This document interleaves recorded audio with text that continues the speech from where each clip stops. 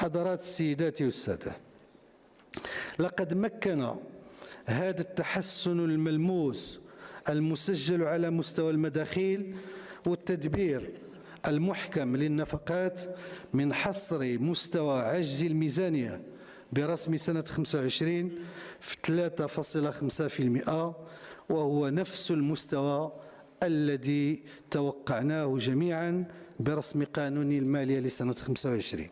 وكان نتيجة لذلك، وكما أشرنا في ذلك في العديد من المناسبات، فقد انخفض حجم مديونية الخزينة ليصل إلى 67.2% عوض 67.7% برسم سنة 2025. يعني بين 24 و 25 هبطت المديونية ب0.5 نتاع البيب، وسيتواصل إن شاء الله نفس المسار خلال السنوات القادمة، حيث من المتوقع أن يستقر عجز الميزانية عند 3% خلال الفترة ما بين 26 و 28، وبالتالي وضع دين الخزينة في منحى تنازلي ليبلغ 64% إن شاء الله سنة 28. هادو هما لي بروجيكسيون.